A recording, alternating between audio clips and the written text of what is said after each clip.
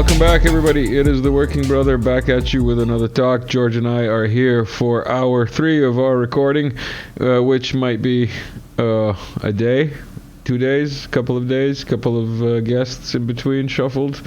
I don't know if I'll do these talks in order, but you're back. You're watching the Working Brother Talks, and this is, as you know, a comedy show.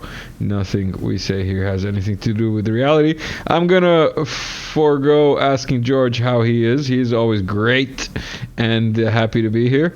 Right, George? Yeah, I'm thrilled. Excellent. And I'm sure that you're extra thrilled because we're going to get into the white paper stuff. Slide sets for everybody who's a long-time subscriber and who's been here from the onset will know that this is how Working Brother actually got rolling with these talks. Long before it was even a comedy show. Yeah. Now it is officially the worst comedy show on YouTube, probably. Highly likely. Like, share, subscribe. Unified behavioral theory of the philosophical and social sciences. This slide set explains. Should I do it in British? People liked when I did that thing in British. I'll do it in British this time. All right, mate. Let's do it. This slide set explains how a series of 5 overarching theoretical frameworks from the 5 topical eras of evolutionary, psychological, political, economic, and geopolitical theory can be expressed in a singular, dual, independent variable and outcome measure system to meet E.O. Wilson's criteria of consilience and complexity, and B. extend Tooby and Kosmides' integrated causal model to span the full range of philosophical and social sciences. George McMillan III. I might have shifted accents there halfway through. That's fine. I'm like Sarah Palin. I speak American. American. Yeah. Sarah Palin is a special one of you guys. That whole episode. That whole episode when she became like a media sensation was just, a special time in history that we all recall with warm hearts. Pre-corona times. Part 1. Representing philosophical and social scientific theory in 2-force physics-style model. That's your airplane thing that we talked about before, right? The lift. Yeah. Yeah. In the 7P plan, I was talking about they got rid of the when the Frankfurt School moved into the university system, they abandoned the scientific project. And they substituted the scientific project with, critical gender theory, critical race theory, repressive tolerance of shouting down conservatives, which is, you see that in the Antifa BLM riots. That's where that comes from, kind of. Well, that and our different government entities infiltrating different civil rights movements and different protests in Europe and in the United States during the 50s and 60s. Yeah, Joaquin Flores had that discussion on your show. What is it, last year? Or was it longer about Gene Sharp? Anyway, they got really good. I think it might have been a while ago. Yeah. Yeah, they got these different entities that there was grassroots movements, and then they got good at replicating these grassroots movements, which are now all AstroTurf movements. So it comes from Marcuse's repressive tolerance of getting leftists to shout down conservatives. So they took away the scientific method. You replace it with Frankfurt School stuff. It devolved into Foucault's postmodernism and Derrida's deconstructionism. So what didn't occur during the greatest ideological experiments in the 20th century, which is the biggest ideological experiments done in human history. So the Hume-Smith model should have been compared against the Marx-Engels model. That never happened because the left doesn't want to perform autopsies on failed Marxist experiments. So Instead, the result of that is that Tooby and Kosmides, well, okay, wait, let me go back. 1988 book, Alan Bloom, Closing the American Mind. He says they took the classics out of the social sciences. I meant Plato and Aristotle, like I was talking about in the previous video, where Plato starts talking about changing government forms over time. It starts at one form, it changes to another. If it's a proper form government, it usually, let me back up a second. He starts talking about what is justice at first, in the first several books of the Republic. Then they start talking about what's the chances of actually having a proper form of government. And then it's rare and how it happens by chance. And if a proper form of government occurs, you have a good king or you have a good aristocracy or democracy. How come those things are never enduring systems? How come governments tend to become, using Aristotle's language, perverted forms of government? And the different problems of getting and maintaining one. So Bloom is talking about, since people no longer are familiar with government forms and how hard it is to get a proper form of government, the argument of how it changes over generations back into a perverted form is taken out of people's logic. It's taken out of people's educational system.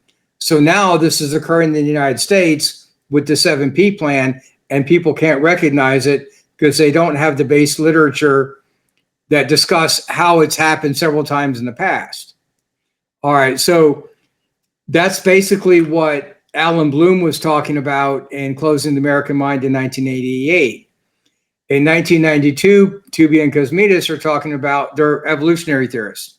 Alan Bloom was talking from the field of philosophy and political science.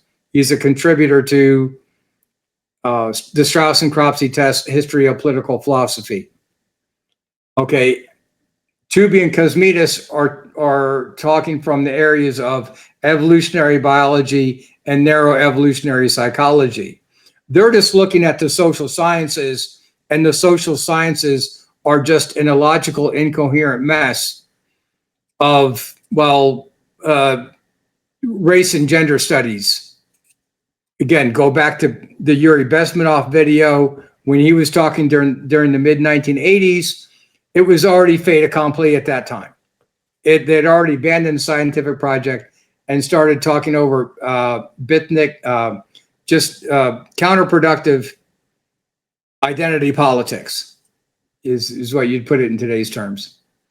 So here we're going to talk about, there's a lot of people talking about the destruction of the university system and the causes of it, and the cause, how to fix it is real easy. In 35 slide sets or so, we're going to go through the slide sets of what should have happened had the university system adopted a scientific method, because it should go into it should be, the philosophical and social sciences should be represented in a singular Cartesian model now of frameworks. So we're going to get into that. You said 35 slides. I had a look at the slide set. It's 100 and something slides. This slide set that you sent along. Yeah, so really, it only takes 35 slides to do that.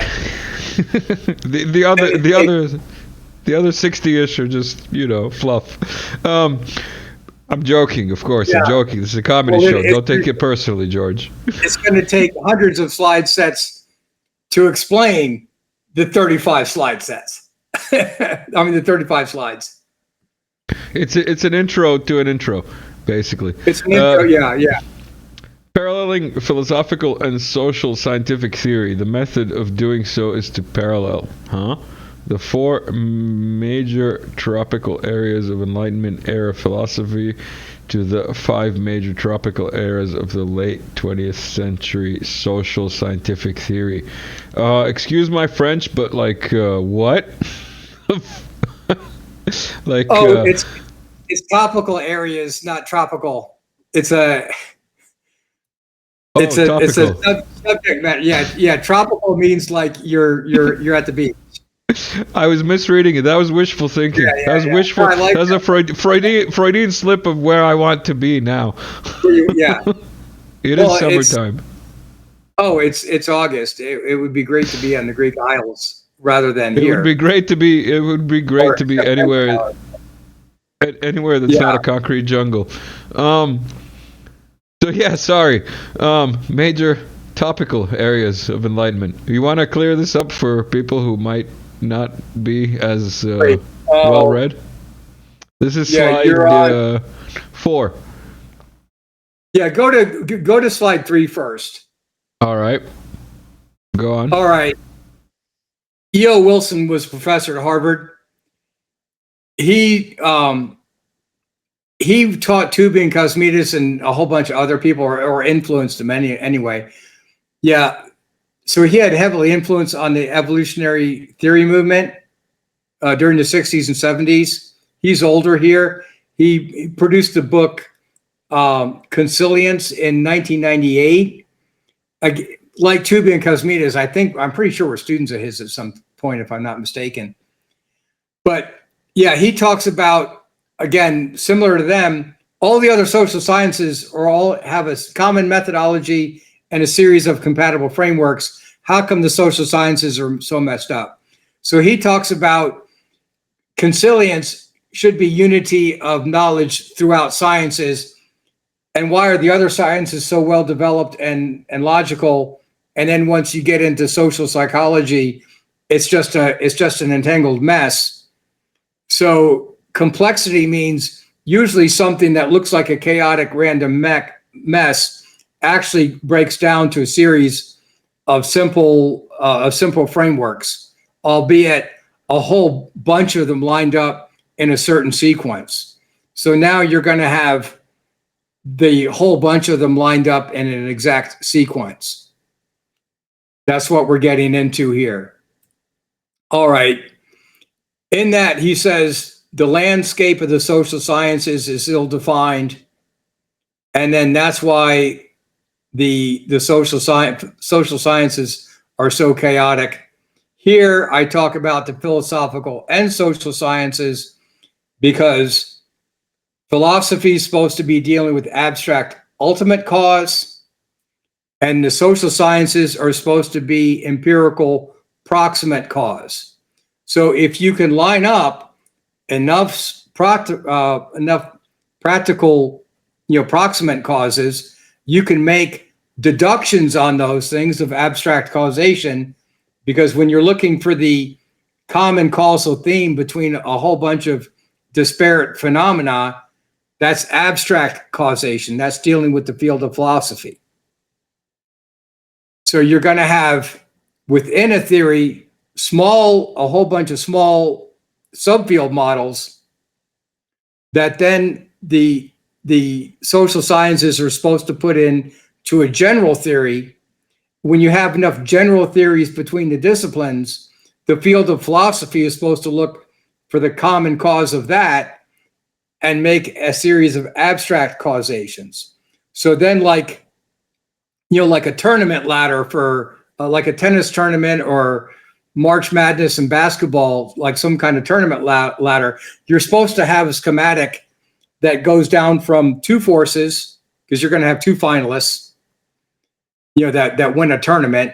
And then you're going to have, semifinals, quarterfinals, round of 16, so on and so forth. So you should have a cascading set of causations like a schematic. Like a playoff.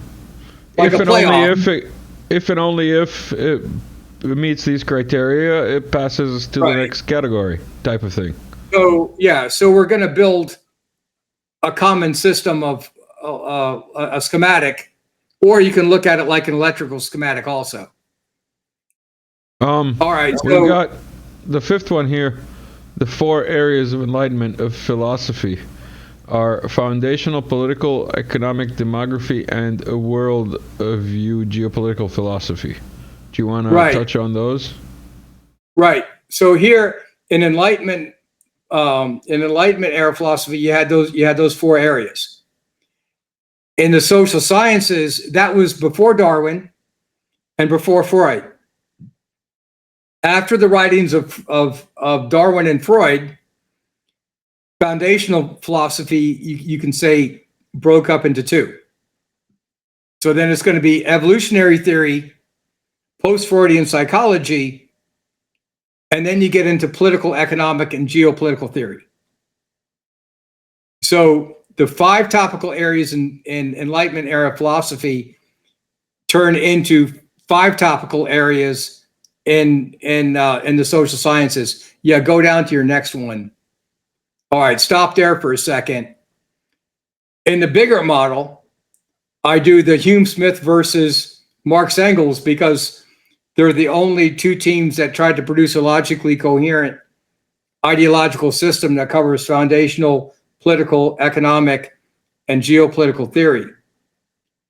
Marx and Engels are the actual 2 teams that actually completed that. I just have the political economic or foundational political economic series of books up there. Marx with global communism is actually talking about the geopolitical realm. In that slot for the Hume-Smith model, I put in Kant's eternal peace. I don't have it included in that one, but I fill that slot with that because I got my literature mixers. But people just need to see you can compare the assumptions on what occurs best with human nature with foundational political economic philosophy between Hume and Smith. Ultimately, communism and socialism doesn't work. Free markets work better on human nature under certain conditions. So when we get into the frameworks, we're going to be talking about what those conditions are and then to find out what works. Because what the Marxists want to do is they want to go back to Marxists and they say, well, Marxism is going to work better next time. We're going to try it a different way. And it keeps on, well, it never turns out to be international socialism that they want. It always ends up becoming, well, national socialism is what it ends up being. So again, we went over the different Marxist experiments. When Mao tried it, he would favor the Han Chinese against the Tibetans and all the other ethnic groups that then went into Laos and Cambodia and Vietnam. Ho Chi Minh was a Vietnam nationalist. Pol Pot and Yang Seri were Khmer nationalists. So whenever they put it, whatever they wrote in the books, it always keeps on having the habit of turning into what it's not supposed to be. Anyway, go to the next slide. I need to break it up with a meme. Work 60 hours a week and have no life. Work 40 hours a week and have no money. The working poor. George, your comments on the City of London-based system we're living in? Oh yeah. Oh well, we got a lot to say on that, and we're going to go through the different factors. Yeah. Going to slide number 7. Again, the purpose of this is we want to go through this systematically so people can think systematically. Because people are like, oh, this doesn't work and that doesn't work, and then they're just randomly going through the Rubik's Cube trying to figure out how to put it together right. We want to go through this systematically. Some people can do a Rubik's Cube in seconds because they have a precise system. So here we're teaching people. You're saying we're doing counting cards. We're doing counting cards, but for geopolitical strategies, right? Yes. Yeah, that's what we're doing. Yes. You catch on quickly. It's a comedy show. Improv is comes naturally. Let's put it that way. Dual independent variable Cartesian style model. Should I do the British one? The 5 topical areas of the social sciences are post-Darwinian and post-Watson and Kirk. Evolutionary theory becomes the value-neutral, domain-specific, indistinctual drive constant of the model. Give us a like for the British accent. Come on. George, take it away. Oh, no, you were doing great. I love that. I was entertained. All right. Post-Freudian psychological theory becomes the constructive versus destructive behavioral dynamic, micro-independent variable, which links to number 3, proper and perverted political government forms models to become the macro-independent variable, which then links to the virtuous versus a vicious economic growth, population growth models as the macro-dependent variable, the confluence of leads. 5.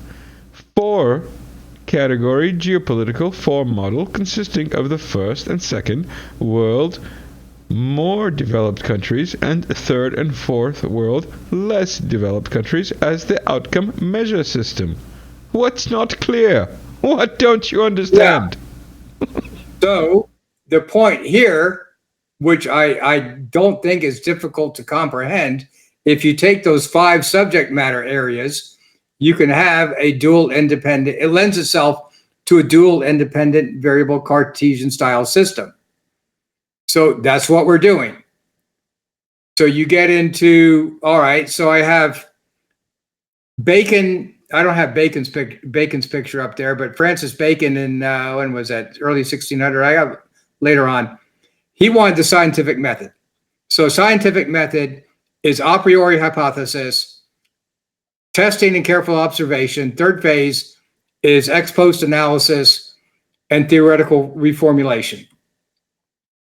After communism collapsed, the philosophical and social sciences should have gone into a massive theoretical reformulation phase where you throw out the Rousseau, Marx, Engels thought lineage and you focus on some kind of Montesquieu, Hume, Smith, Mises, Hayek theory of human nature, and then you try to build those models. So if you take the Hayek free market model, okay, nothing's actually really free market because you have perfect competition, but some industries, like infrastructural industries tend towards, monopolies, duopolies, and oligopolies. So you never really have free market system, but you mean like Google? You need some kind of baseline idea. You mean like Google being a monopoly? It's officially now a monopoly, Google? Yeah, pretty much. Well, yeah. Well, that's no, it's official. Like they got sued somewhere. I can't remember where. It might be the U.S. United States. I forget the DOJ here, Department of Justice, used to break up monopolies, but since the monopolies started paying more money to the politicians, that seemed to have stopped occurring. So now we no longer have a free market system. It's heavily oligopolyized. It's not really a word. I just made it up. I think you can term it. I just did it. Oligarchized. Yeah, but it's oligopolyized. There's a few major competitors in each area. Yeah, but there really isn't though. Yeah. We'll get into Musk. We'll get into Musk as a joke in a bit. But are we done with the slide, George? I think we covered it. Go to the next one. Oh, so anyway, after communism collapsed, the philosophical and social sciences should have gone into a massive overhaul. They should have wiped out the Rousseau, Marx, Engels theory and gravitated towards a Hume Smith theory, and then tried to advance that model. Because once you get a basic theory of human behavior, you're talking about the impacts of belief systems on human nature.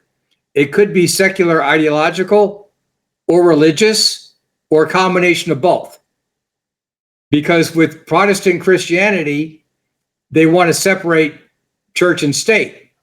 Luther and Calvin were basically, we talk about how the individual lives their lives with responsibility and direct relationship to Jesus Christ and God. Luther's very clear. He says, if you want to know about politics and economics, read the pagans. And by the pagans, he doesn't mean the motorcycle group. He's talking about Plato and Aristotle. So he's saying, read that kind of work rather than religious and keep church and state separate. One's about individual responsibility to Jesus or God. The other is a responsibility to the state, or actually your neighbor in the state. So different religions view the man's relationship to their state and or a supreme being differently. Each one of the Abrahamic religions does that differently, but we're not going to get into that because then you're just going to get ticked off of the platform. Then we're going to get onto Rumble really fast. Or YouTube yeah, we're even. Gonna get over it. Yeah, exactly. So, shall we go to slide 8? Yeah, so go to this one. So Bacon is the scientific method, which didn't happen. So when Tooby and Cosmides say they abandoned the scientific project, that's what they're saying that they abandoned. They don't know how to fix it. The fix is easy, actually, because I just do it. Instead of doing it inside of a discipline, you can't do it inside of a discipline. You're looking for overarching causal patterns. So I'm not talking about, for my research design, I'm talking about Hume Smith versus Marx Engels. I'm talking about overarching causality that I'm going to look for evidence in the empirical social sciences. That's what we're talking about. So that's the Baconian aspect of it. The Descartes' discourse on methods is then how to put that into a cause and effect relationship. Okay, in mathematics, it's independent variable versus dependent variable equals an outcome. So it's rise over run for Descartes. You're plotting it on a Cartesian graph. Can be three-dimensional if you had a z-axis, which I don't get to that till, it's slide 100, but I gotta cut it. I think I'm gonna cut this slide set down to 90 when I cut out the redundancies at the end. It should end up about 90. I'll get to how I formulate X, Y, and Z axis at that point. But the first 34 slides, I just want to talk about what the frameworks are. So go to Karl Popper, the Austrian, well, he moved to the United States. He was a Vienna school philosopher. He wanted to advance Bacon and Descartes into the philosophical and social sciences. So he starts talking about scientific methodology. And in his last chapter, he starts talking about how to try to prove your model wrong so you can guard against your own confirmation bias. So that's why Popper's Logic of Scientific Discovery is written. There it's in English. It was originally written in the late 20s early 30s, I think. And it was written in German. So yeah, all right, go down to the next one. All right. For the homework assignment months ago, or actually years ago, I keep on telling people, read Tooby and Cosmides' Psychological Foundations of Culture, because I forget how many pages it is. It starts talking about it. The social sciences abandoned the scientific project. The social sciences have gone to the 57 gender infinitely malleable domain general premise. It should be the 2 gender domain specific premise. They don't know why it is like that. Steven Pinker's book, The Blank Slate, argues the same thing. That book was written in 2002. So they start talking about the social sciences are such a chaotic mess because each discipline is working independently from another. They call that autarkic independence. They call it the standard social scientific model. And they want to replace it with an integrated causal model. So they already have an integrated causal model of evolutionary biology and evolutionary psychology that they call narrow evolutionary psychology. So they call that an integrated model, but they want it to go to the rest of the disciplines, but they don't know how because they're biologists, not social scientists. So they want the social scientists to fix this. I'm a social scientist. It's theoretically, it's easy to fix. On a practical standpoint, it's very difficult to fix because I don't run a university. So I can't institute it as a curriculum.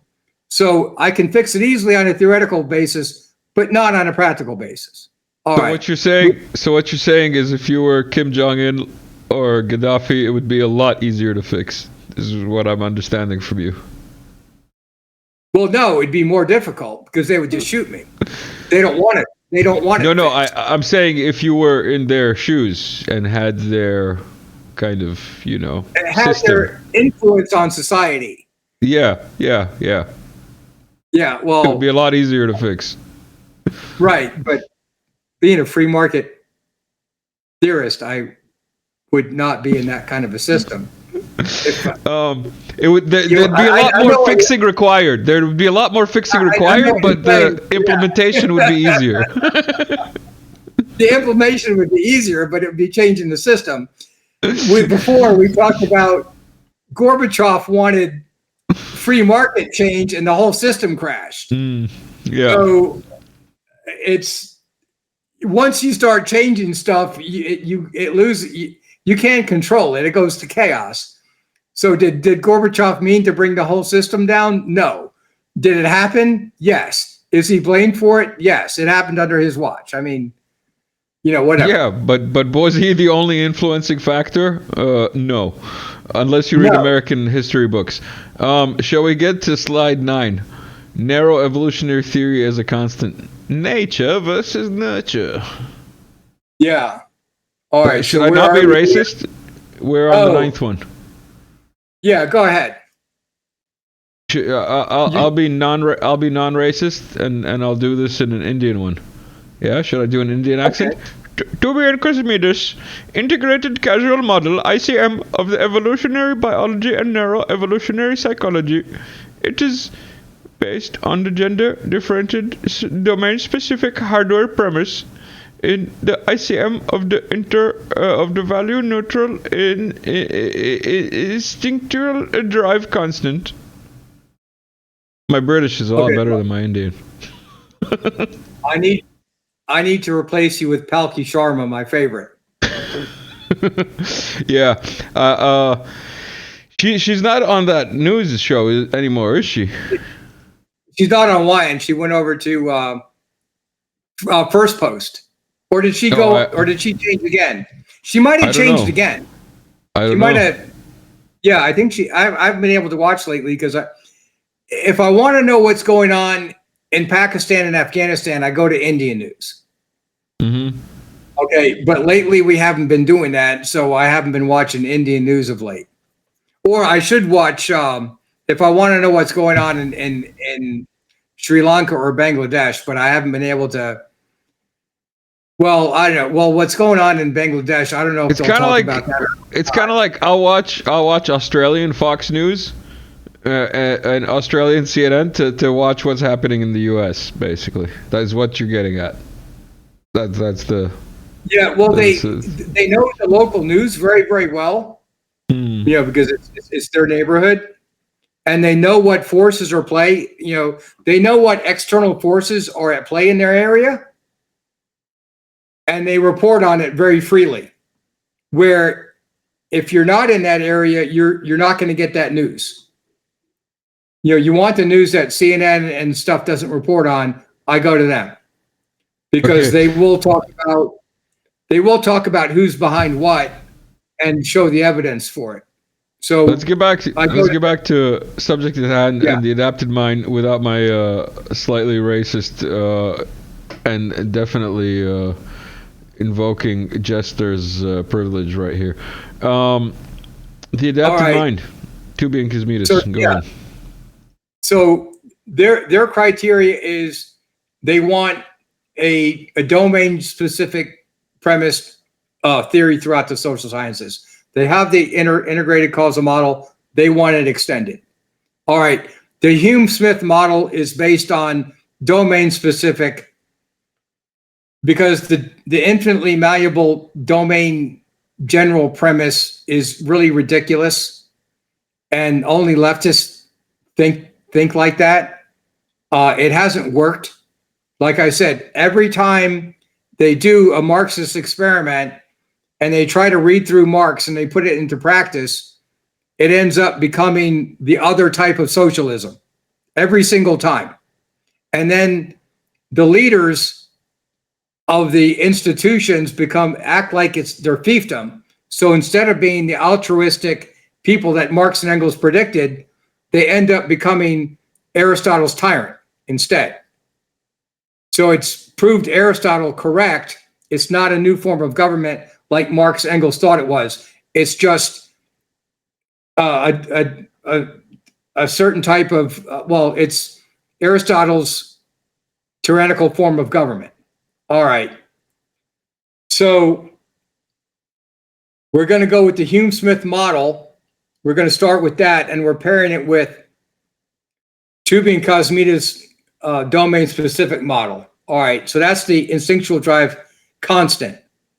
But then you're going to follow Aristotle's proper and perverted forms. Sometimes you have, with the ideology and culture, or religion and culture, belief systems on culture, you either get a perverted form or a proper form, or a constructive behavioral dynamic or a destructive behavioral dynamic. So all the real theories of human behavior are written in that constructive, destructive dynamic dichotomy form. That becomes important. So go to the next slide. You want to define perverted for the perverts out there? No, because very few people know what perverted actually means. No, I'm serious. Do you want to actually define what perverted means, considering you're using the word? His proper perverted forms. The proper form is it creates a constructive behavioral dynamic.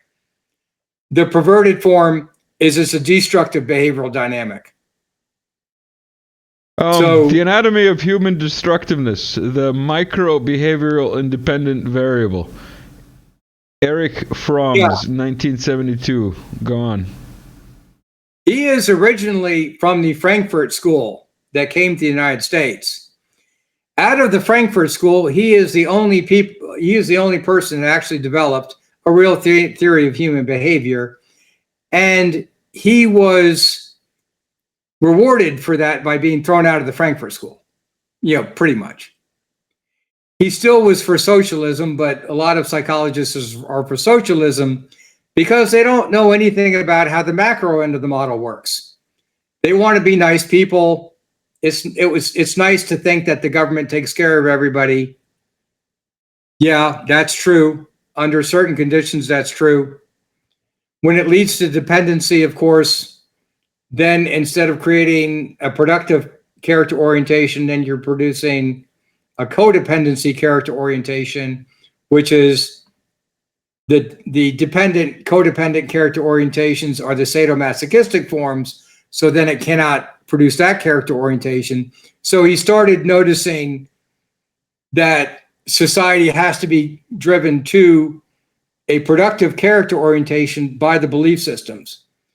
We need to focus a little bit on that, on this discussion, because I was talking about Columbia University in the northern end of Manhattan. Across the street's Union Theological, Jewish Theological Seminary, and Barnard University, on Upper Broadway up there for people that know the area. Paul Tillich had moved to New York from East Prussia when the Austrian painter came into power, and Erich Fromm did too. So they were Fromm ended up teaching downtown at the New School down near New York University, but he was collaborating with Paul Tillich up at Union Theological. Now, Carl Rogers and Abraham Maslow were also in that area at the same time. Carl Rogers actually went to Union Theological and then he switched over to Columbia and started studying psychology.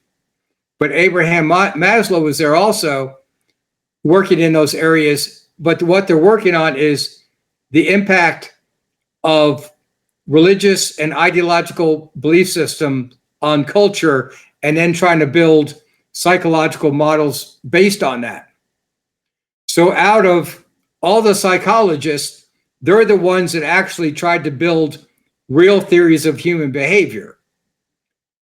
They all tended to be leaning towards the welfare state at that time. I don't want to say socialist, because they're pro-democracy people, but they're trying to figure out how to take belief systems in the educational system and improve both religious and ideological impact on human nature is what they're trying to do.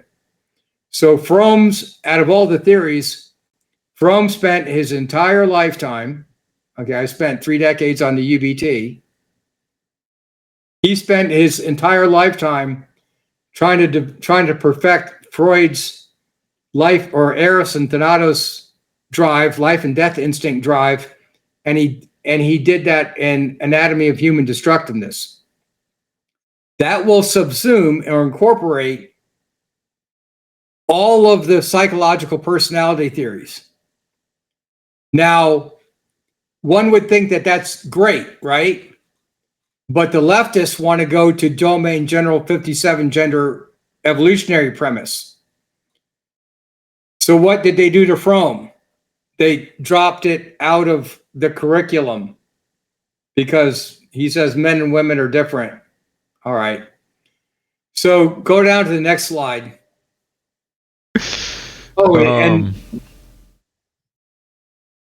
core periphery, constructive versus destructive behavioral modeling of psychology. Go on. The facilitative versus... Yeah, Salvador Matti at University of California, Santa Barbara, so UCSB. Same place where Tubian Kosmides taught. He's older than they are, but anyway, whatever. I wonder if they know each other. I never did ask that question. But anyway, he just happened at the same university. So he wrote that in 1971. Yeah, wrote that in 1971 because Fromm wrote published that book in early, I think, January of 73. But based on Fromm's previous writing, he thought Erich Fromm had the leading theorist in psychological personality theories.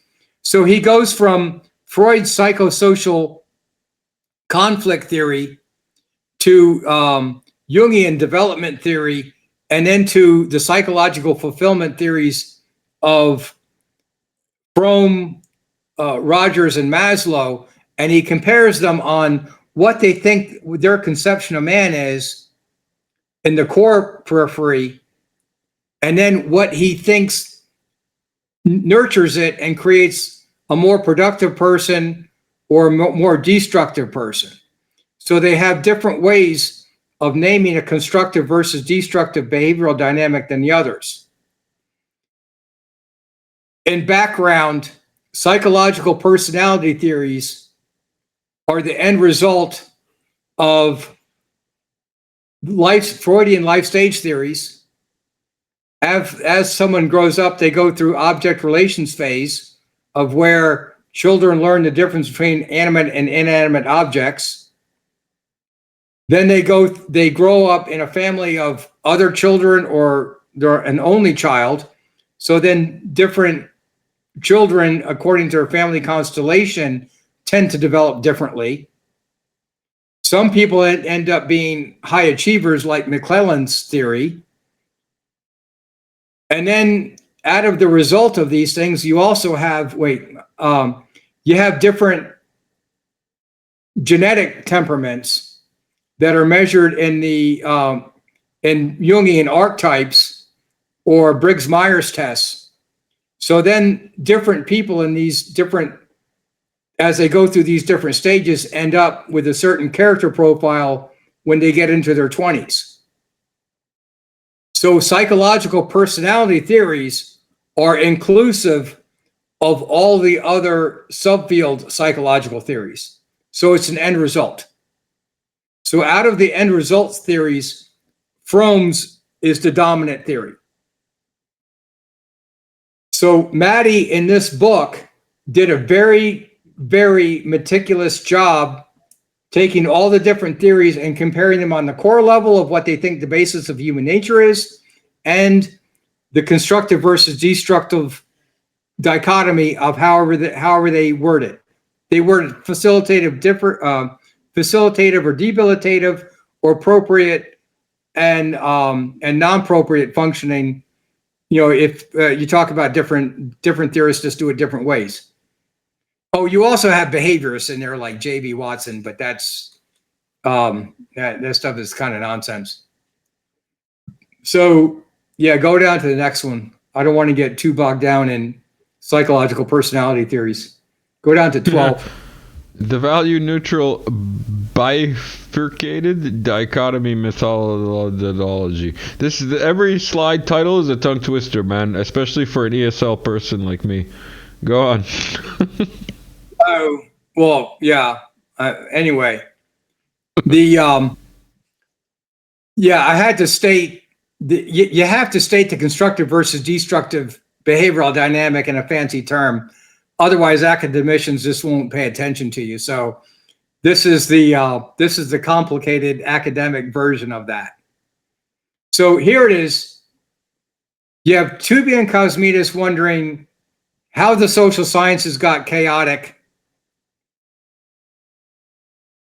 Herbert Gintis is the guy on the right side there. Yeah, he's the professor in the purple shirt. So he started out being a Marxist and then got his university, went to Harvard, got his Kennedy School, got his PhD, and then started Amherst. Well, with Richard Wolff, who's a real far out wacko leftist. Well, as Gintis got older and after the Soviet Union collapsed, he went from one end of the spectrum to the Hume-Smith model and became very, very free market and extremely methodological. So he followed the evidence and did a great job. So here he is. He gets into game theory and starts studying evolutionary game theory, and then gets into evolutionary theory itself. So he goes very in depth into the evolution of game theory. He's a mathematics super genius. So he started out with von Neumann, Morgenstern, classical game theory and statistical analysis, realized that wasn't really very indicative of human behavior. Humans really react on heuristics. That's really covered better by John Maynard Smith's evolutionary psychology. So evolutionary game theory came more prominent since the 70s in economics game theory. So then the behavioral economists started studying more evolutionary theory. So then he started reading E.O. Wilson, Tooby and Cosmides, David Buss, and those type of people.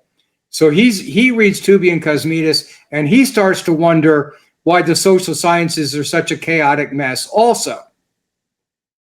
So he starts, in his 2006 paper and 2009, he starts to argue, well, he thinks that the methodological framework doesn't exist, and then the compatible theoretical frameworks within inside the disciplines don't exist.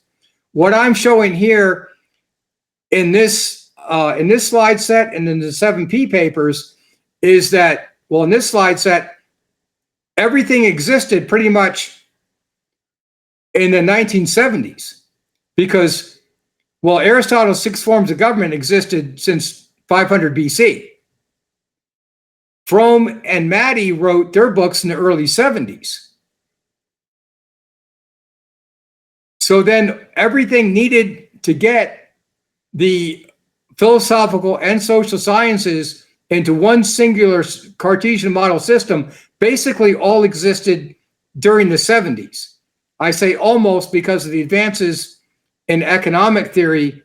A lot of it's due to the be able to track people's online purchases in real time, which wasn't which you couldn't do that before the internet. Now those data tracking systems are much more accurate. So we're going to go we're going to go down to the next one. So yeah, again, these slide set, these are people's reading assignments. I want people to double check my work. George, we're coming up on the hour pretty quickly, and I just wanted to ask you, is there any point in this that you want to wrap up and maybe segment it off before the next part? All right. And maybe... Yeah, let's stop here, because we went over the two frameworks of evolutionary theory and post-Freudian psychology. Mm-hmm. It's a good time to cut, because the next one is going to be the three frameworks for macro behavioral theory. Mm-hmm. So right now is the perfect time to cut. Excellent. In that case, I want to pop up. Where is this? Here it is. I want to get your take on piracy of the high seas, or in this case, the high air, or something. Musk started a war with the president of Brazil. Recently, the country's Supreme Court decided to suspend the work of social media X and freeze the Starlink accounts. In response, the adversary would seek the U.S. to seize Brazilian assets, and U.S. seizes Venezuelan president's plane as it flies it to Florida. They literally stole the guy's plane from the Dominican Republic. Wait, George? Musk flew his plane from the DR. No. The president of Venezuela. The Venezuelan plane was seized by the U.S. in Florida, and Musk is calling out the president of Brazil because Lula banned X and the Starlink in Brazil and seized their property. So Musk is saying that the same kind of fate awaits Lula, as in Brazil's president. Basically, Musk being a tough guy on the internet. Musk is being a tough guy on the internet about modern-day piracy by the U.S., enforcing sanctions by stealing other people's planes in third countries. No? Yeah, that seems to be going on. Lawfare and sanctions and seizures. It used to not happen. There's been a change in values that I'm communicating with the 7P plan papers and this. So we're explaining change in values. Yeah. Okay. We're talking about ideological and religious beliefs, impact on human nature, and what the end result is. Remember, when you go back and read Nietzsche's books, again, I read those books I think I read just about everything that Nietzsche wrote in the mid to late 90s. And this is he talks about with the impact of leftism over time, you're going to have a transference of values. And with the transference of values, society is going to shift, and he doesn't think it's for the better. You go to DEI, you go to mediocrity and decline rather than meritocracies, is basically what his arguments are. I used to have all of his book. I used to know all of his books off the top of my head, but I forget. That was 25 years ago or so. This call that I'm recording with is going through Telegram. Telegram is where you'll find the chat and the channel. Telegram founder Durov was recently arrested and let go in France, La French République. And this was sent in by a subscriber, and it harks back to what you were mentioning in the talk we just had, where our blessed democracy and our glorious government and our great messaging and our noble limits to free speech and our heroic legitimate request versus their barbarous autocracy, their wicked regime, primitive propaganda, backward censorship, and their brutish demands. And as you can see, it's the exact same. on both sides. So that pretty much sums up what we were talking about in the last two talks, I think. Yeah. Well, it lot. goes back to what was it? Oh, what was that guy's name? Manufacturing consent guy. Yeah, I can't remember what the name. Famous psychologist. What's his name? Anyway. Yeah, manufacturing consent. They just reword the same behavior. Yeah. Okay. Is it that guy who wrote Propaganda, the book? I can't remember. It's the super famous. He's really Freud's cousin. Is it Freud's cousin? No. That's somebody will have it in the comments. Yeah. Somebody will have it in the comments. Here's a tune as we take this out. George, it's been a marathon recording session. Thank you for sticking around. Everyone who's been here in the comments, in the live chat. Also, almost forgot, thank you to Chris, new Patreon. Just got the notification. So, yeah, welcome aboard. Everybody who's here, like, share, subscribe, all that good stuff. George, anything to say before we call this recording session? No, we're good. We'll hit with the macro theories next, and then people can figure out. People will understand why the whole social sciences should go down to a two-force model. It's actually very easy at this point. I think this was productive. We got through those slides and we cut it off at a very good spot for the next recording. Yeah. We'll be back soon. Everyone, check out the other videos also on this channel. There's all kinds of stuff here. Yeah, that's about it for today. See you later. Peace out.